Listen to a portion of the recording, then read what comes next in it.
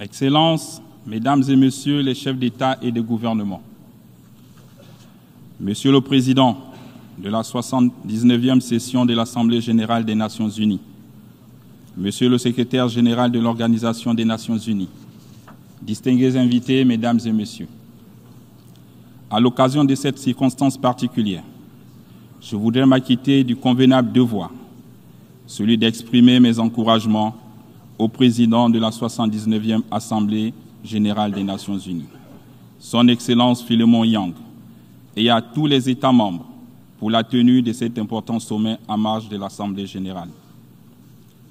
Comme tous ceux qui m'ont précédé, je voudrais remercier les coprésidents des négociations pour la réussite des présentes assises.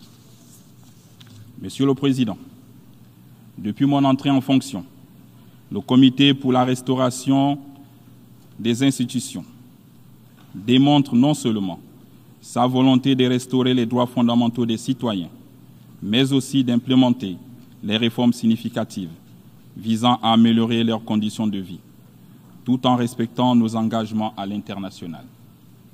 Ce processus, tout aussi inclusif, est une promesse d'espoir qui passe nécessairement par une gouvernance transparente et responsable, renforçant ainsi la confiance entre les peuples et les dirigeants.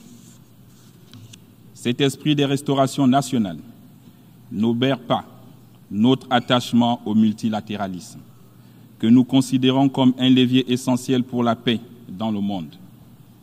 En matière de paix et de sécurité, il apparaît évident, aux yeux de tous, que le Conseil de sécurité doit se réformer pour se mettre en phase avec les réalités et les exigences de l'heure.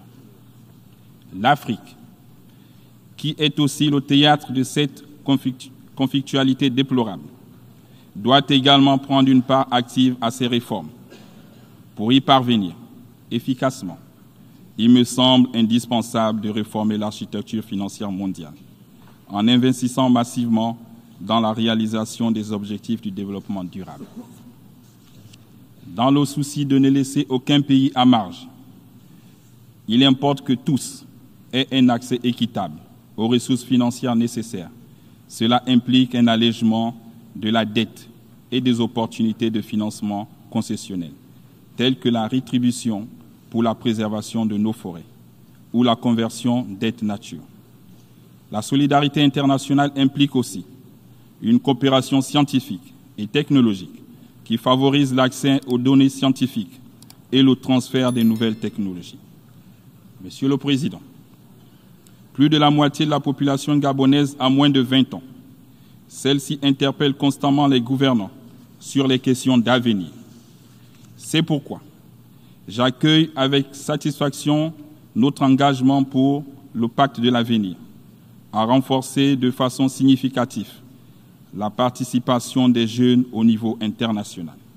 Un tel engagement exige un investissement conséquent dans le développement d'un écosystème éducatif international accessible à tous, donnant lieu à l'emploi et à l'entrepreneuriat.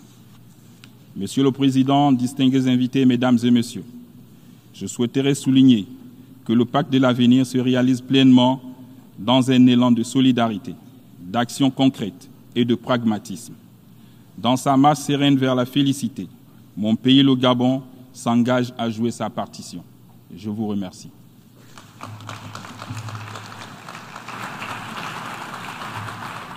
I thank the